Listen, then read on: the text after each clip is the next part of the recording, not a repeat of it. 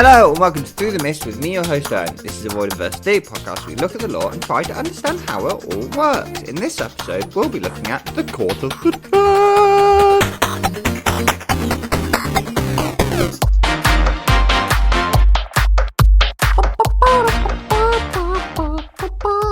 Hello, people. Hello, Mistbusters, and welcome back to the greatest show on earth. Is there like a... Do you like that? Was that good? Was that fun? Was that exciting? Was that entertaining? Hi, it's Owen here, your good friend, Owen, who comes to you once a month with a new episode of Through the Mist, where we discuss things. Do you know what? Let's talk about what we discussed last time. The care home of the gods and how they fade. And the question I asked on the Instagrams of, if you were a god, where would you go to fade? And we got this top tier response from Darian. Fade? Nah. I'm haunting the dreams of middle grade authors until they put me in a book. And the sheer force of being known by middle schoolers and millennial podcasts keep me relevant. Perfect. Love it. Big round of applause. Yeah. I just need to close the door. Hang up.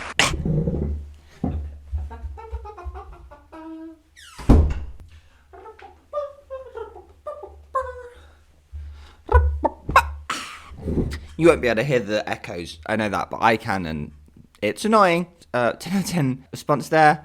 And let's just say, Darian, not all the podcasts are millennials. That's all I'm going to say. All right, then. In other Percy Jackson news that I'm excited about, the Lightning Thief London cast recording is coming out next week. Oh, can you... Oh, God, what was that noise? I'm excited to listen to it and see what things it comes up with. Expect a review in the next episode for that. So yeah, but you know, there's nothing else to report. So why don't you tell me about what's going on in your life? You know, what's happening for you at the moment?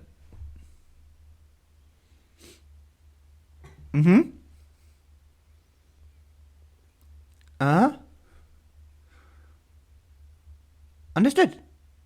Oh, okay. Well, thank you for sharing that. I hope that was not good to get off your chest. Let's start the episode.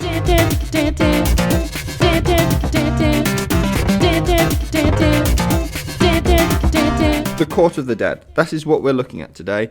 Of Monsters and Mythics, or is it what? Hang on, what did I? No, that's wrong. That is not the title of the episode. Of Mist and Mythics. We are looking at things from the Court of the Dead, lore things from Court of the Dead that gave us questions and made us think.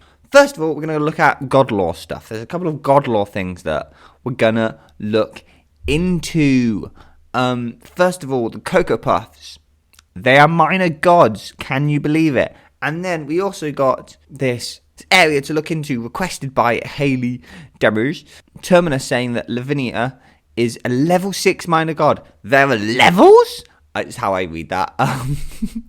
And we'll start there. We'll start with the levels thing. So like the fact that it's level 6, feel like these have got to go in racing order, where like the lower number is actually the better number to be. It's like the more powerful you are. Like official charts, you go up the chart, but you go down the numbers, you know? Like up 2 places to number 3 would be that previously they were number 5, you know? Even though numerically that doesn't align with how we think about numbers. So the lower the number, the more powerful you are. So the 12 Olympians, for example, would be level 1 gods.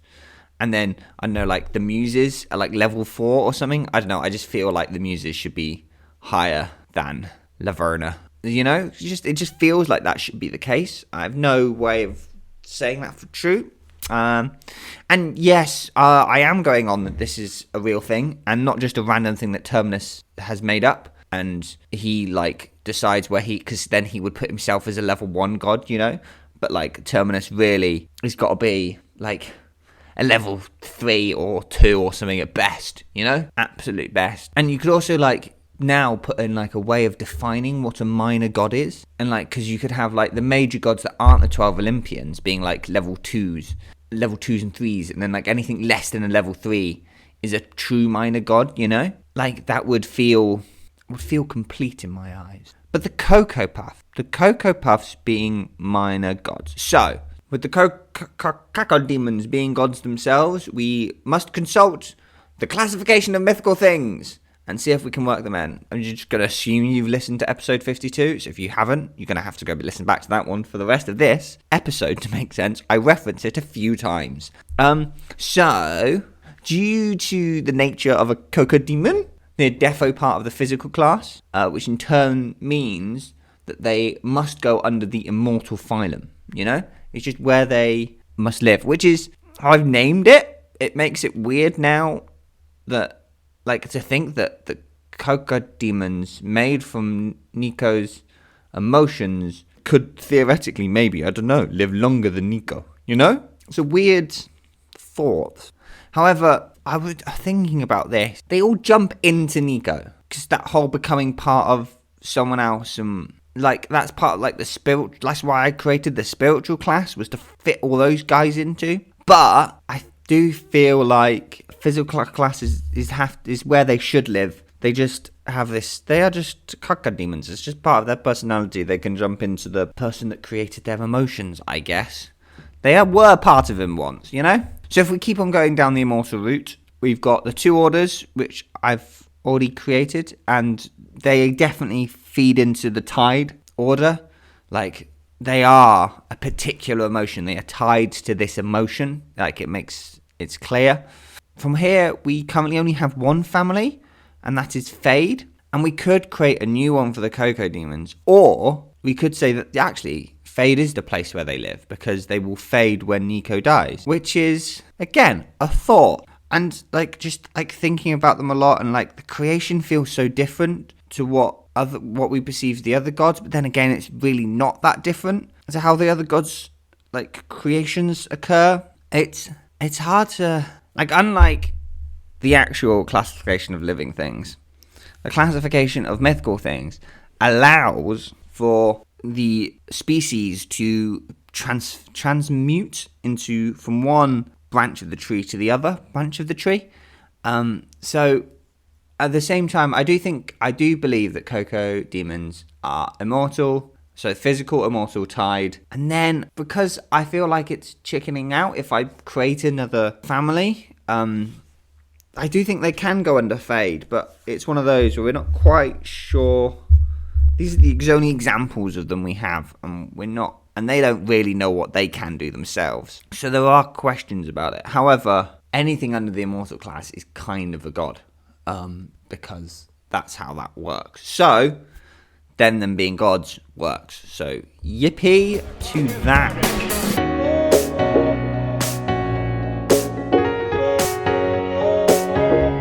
Okay. Next thing we've got on our list is monsters and mythics. And like, of course we're going to have to talk about this. This is what the whole book is about. Of course we're going to talk about it. First, I just want to mention the Dillions, or brackets, Semele. I know there's stuff to discuss around them and her and what they are, but I've decided that that's going to become its own episode. So we'll talk about those in detail later. However, Darcy came to us with a couple of points to look at, and that's what makes a monster, and monsters choosing to be good. And now here's the crux of those questions: is, are we talking culturally or scientifically? Because on this podcast we talk scientifically. Because culturally, monsters choosing to be good, that's not a new idea at all. Like, we've seen many monsters, mythics in the past that have chosen not to do the cultural norms. My main point of reference for this is the snake on the train in Toatan. Just a guy doing business. Working a 9 to 5, 5 days a week. Commutes in and out of New York. Like, this is that guy. And it just happens to be a snake monster. So we've got that. It's easy. Who cares? That's happened before. We see it loads. It's not new. Anyway, moving on. Scientifically, we actually have a moral conundrum, because the monster class from the classification of living things should that now be known as the mythic class? Because the monster class is defined as any living thing that turns into dust upon death/major injury. That is the definition of the monster class. And the hard thing is, like, at the end of this book, monster is still not necessarily the wrong word to use. The wrong word to use. As many still self-identify as monsters because they want to be a monster. They want to go around and hunt demigods and destroy things. They want to be monsters. However, so like, do we change this? Because some of the creatures inside the monster class will self-identify as monsters. Others will self-identify as mythics. You know, so what do we call this class? You know, do we change its name? So I was looking down the list of the creatures in the monster class, and it does seem that thinking about it, looking at it, looking what we've put in there, looking what actually this class encompasses, mythic is definitely the better word to use. If we take, I don't know, Blackjack, for example, would not like to be called a monster. No. I think a monster is a cultural thing, and a mythic is a scientific thing. And if you don't engage in the cultural norms of a monster, then you're a mythic, no matter what you once were. Yes. So therefore, we are creating a revision to the standard TTM-52, the classification of mythical things. The monster class will now be referred to as the mythic class to better represent all things encompassed by it. And yeah, I'm not actually going to go back and re-edit the episode 52 to wherever I said monster class to it to say mythic class, because that sounds like too much work. But I have updated the chart, so the revision has taken place. This is the recording of said revision, so I don't need to, that's, yeah. Cool, thank you, moving on!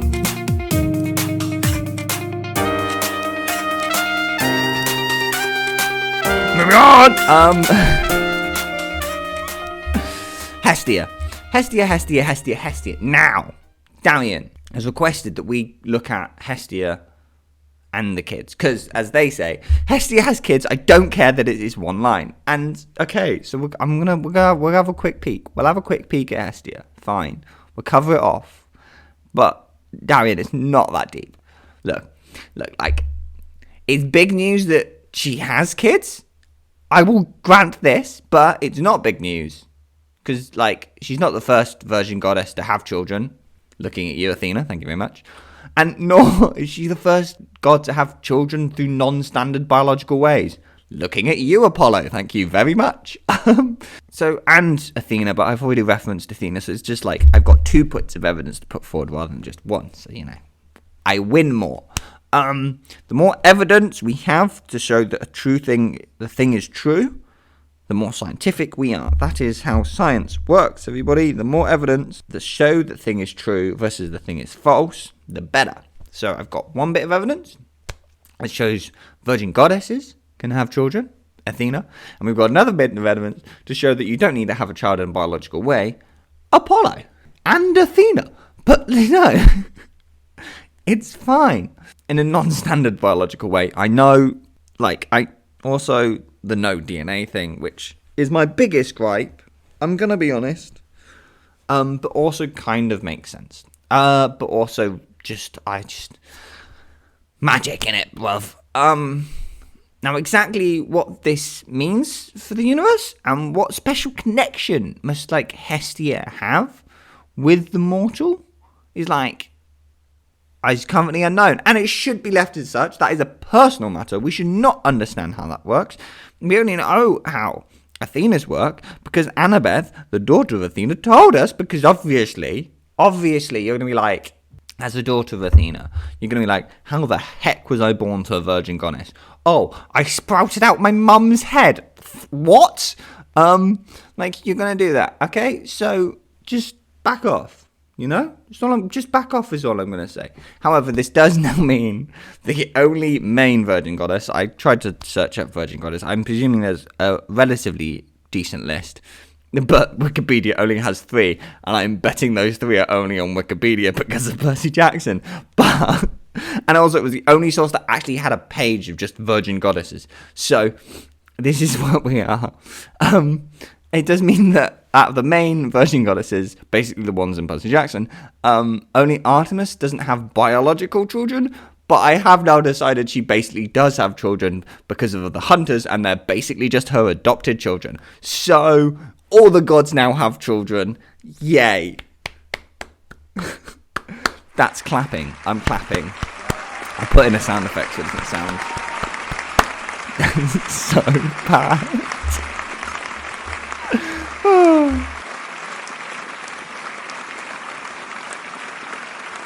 Wait a minute.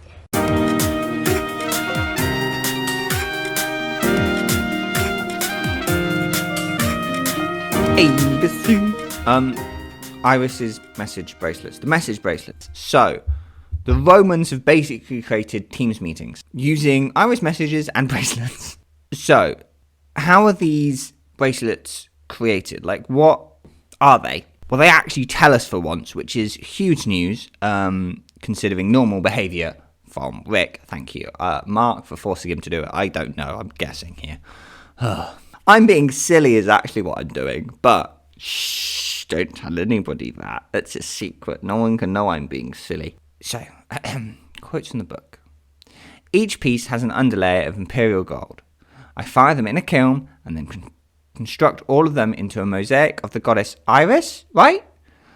Once the mosaic was consecrated at a temple, I broke down the pieces and handed them out. It wasn't stone, but layers of coloured glass fused into a single square that glimmered and flashed in the sunrise. So, there's a few things we've got to unpack and try and understand where things come from. First of all, Iris is a Greek goddess. Apparently, according to Camp Jupiter Wiki, yes, there's a Camp Jupiter Wiki, it is hilarious, because it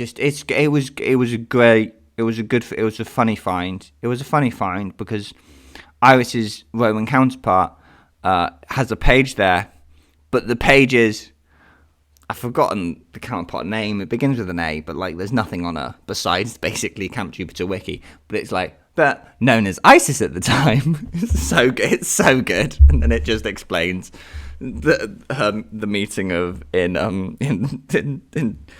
Sun. So it's great. So Isis is a Greek goddess. Roman counterpart doesn't really exist in antiquity, at least as we know it.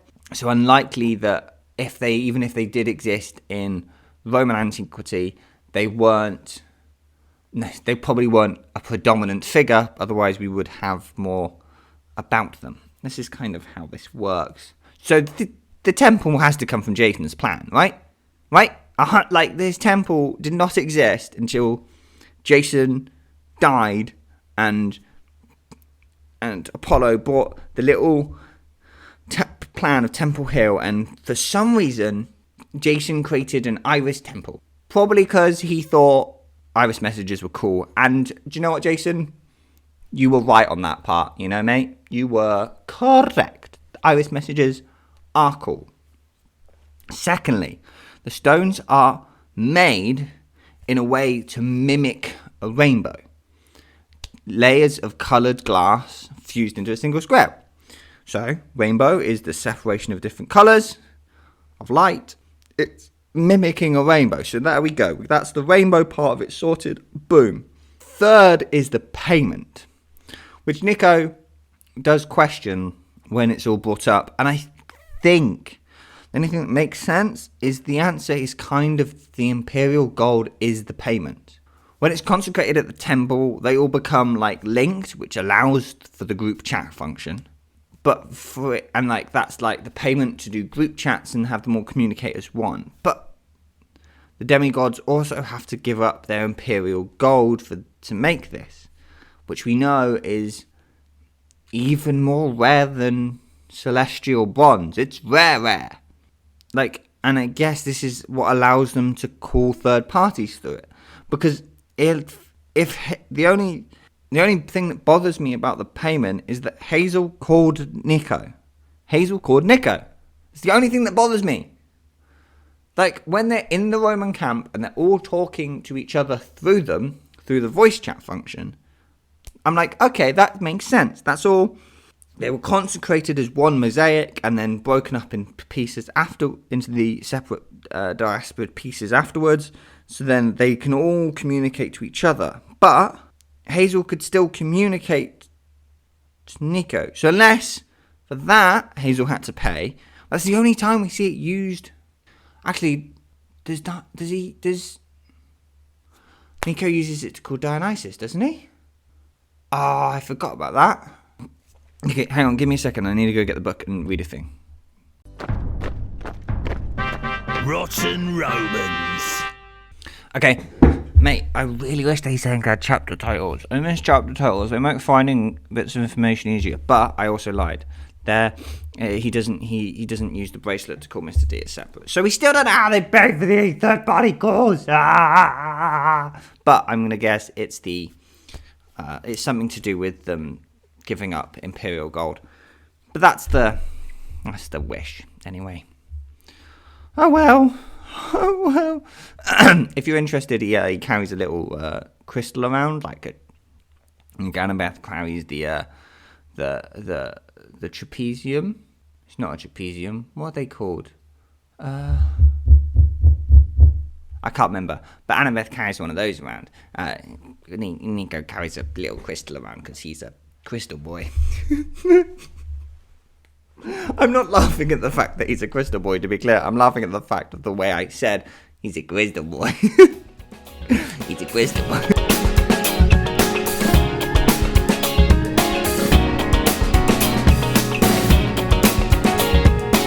Finally, why are we all gathered here today is to discuss the Mist. This is truly what we're here to do. As you must all be aware, of course, we couldn't have an episode here at Through the Mist on the Court of the Dead without talking about the Mist itself. And look. Most of the stuff that we learn in the book, we've already figured out. We already knew all this. There was no major new information that Hazel gave us, except explicitly stating everything that we here at Through the Mist had already worked out. So, win for us, dubs, boom. If you listen to this podcast, you are ahead of the game, baby. It's also good to know that apparently there's some consistency to the Mist. and what we've derived is similar to what others have derived. So that's great. Innit? Also, just the water flowing thing really helps the daunt of it all. So that's another win for Team TTM. That's Through the Mist, by the way, TTM, Through the Mist. Also, this was a side thought I had about the whole water thing and the fact that connection is weaker to the daunt at flowing water. We could put the argument that the Mist likes to follow the flow of the river, so it's harder for the Egyptian gods when they're possessing someone to make the daunt, in this case the daunt, flow in the direction that they want. Because it forces it to flow with the river, That's just a fun thought. However, there is something that we do need to actually investigate. And that's when the Mist breaks. Because you're telling me that at the end of the Siege of Manhattan, when the mortals begin to wake up, that didn't break the Mist? Nor when the Roman legion, with a monster army, and yes, in this context, monsters, marched on Camp Half-Blood? That didn't break it either. What? These are the two instances of huge numbers of monsters and mythical things that need to be averted. Large numbers. And, the amount of mythical energy in these places was large. And, truly it is the concentration of that mythical energy that, breaks the Mist. It's, so much concentration.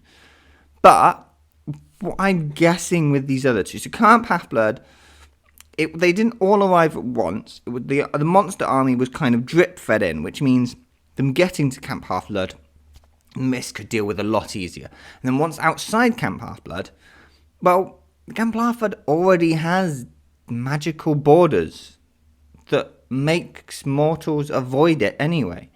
So there's already this let's not go that way mentality about Camp Half-Blood to mortals.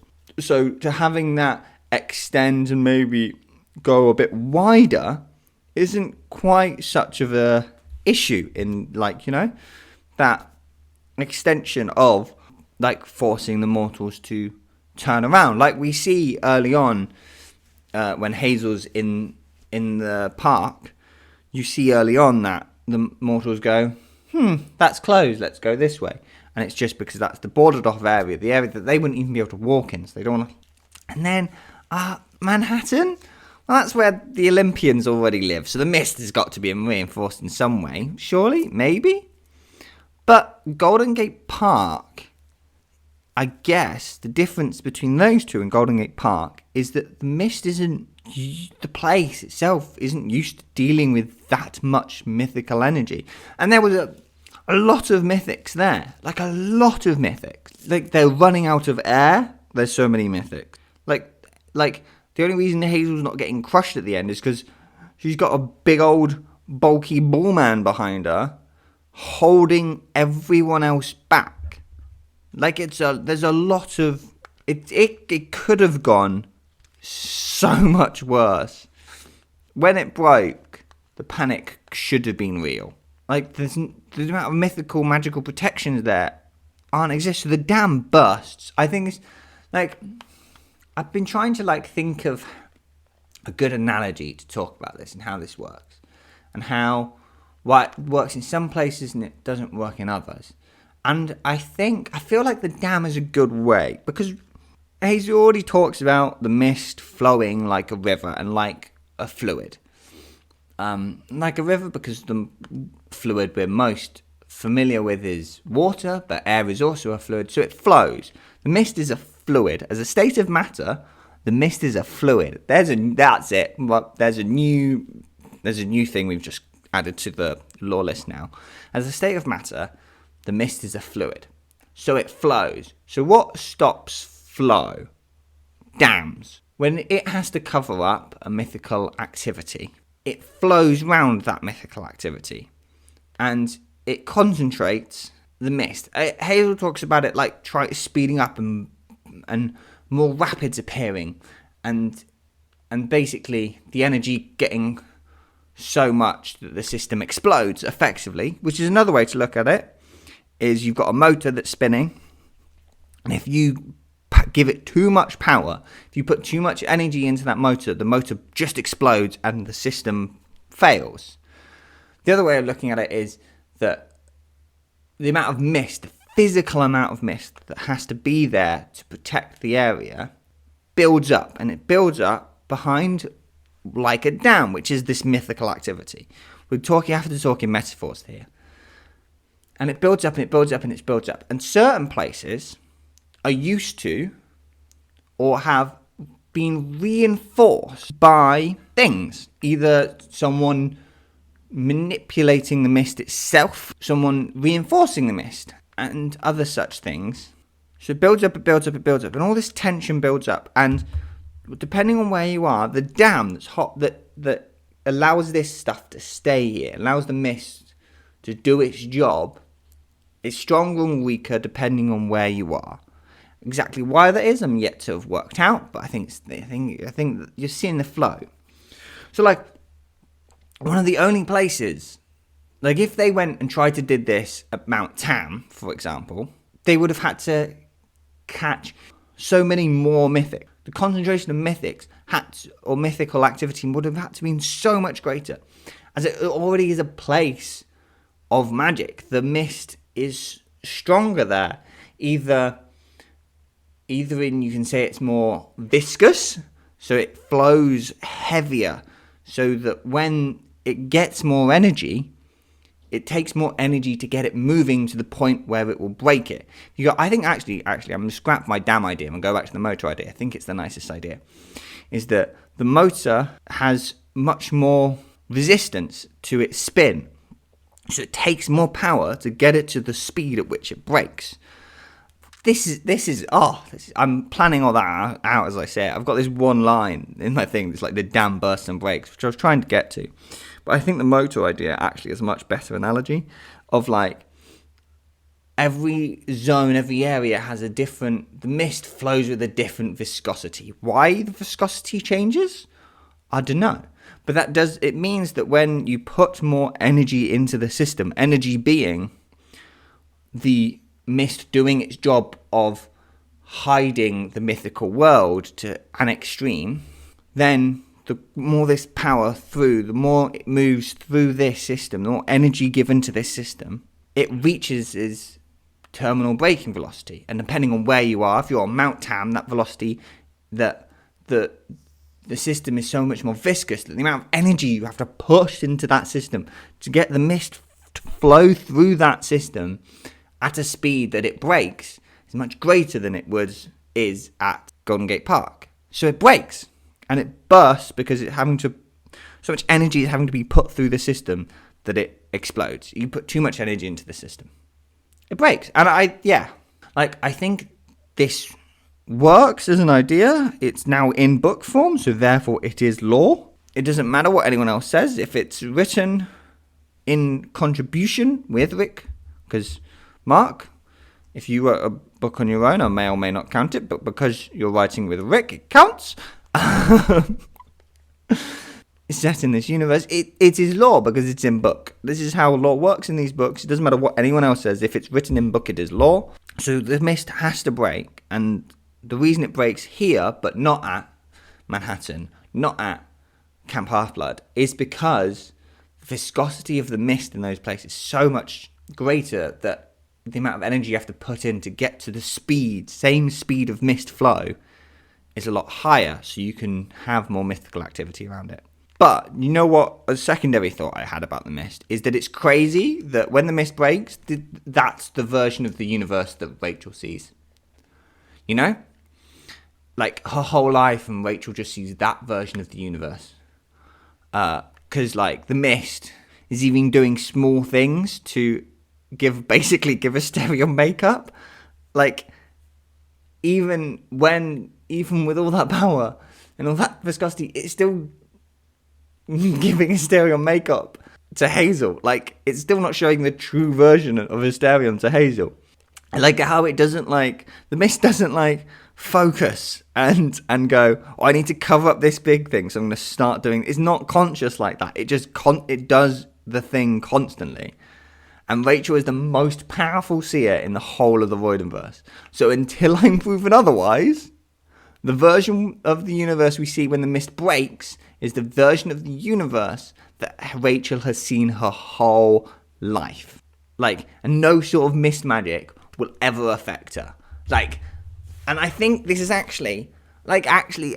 thought this is also another reason to give us why she doesn't fall asleep when she comes into the Battle of Manhattan. Is it's mist magic that's making people. It's what Hazel described in this book of the user going, you should all go to sleep, and that's what the whole of Manhattan has. Is you should all go to sleep. And she didn't fall asleep because of destiny. No. Rachel fell asleep because she can't be manipulated by the mist. She has mist antibodies so great that not even that could make her fall asleep. Screw destiny. No, that is not why she didn't fall asleep. She didn't fall asleep because she's got mist antibodies. The best mist antibodies in the universe. This is Owen's fact. Do you know what I also think would have been fun to see when the mist broke? Is if you got Hazel just like seeing a different pantheon just standing around there. I think that would have been funny. I think that would have been a great way to expand the lore. I'm disappointed neither Mark or Rick thought of that and added it in the book. I think it would have been great. Yeah, okay. That was a rambly bit, but you know it's the mist. We got to ramble about the mist.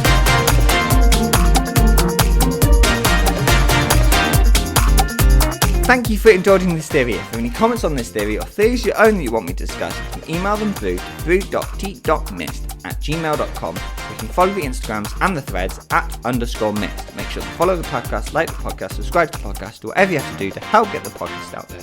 I've been Owen, and come back next time as we try to see through the mist. I don't know why I held that one on for so long.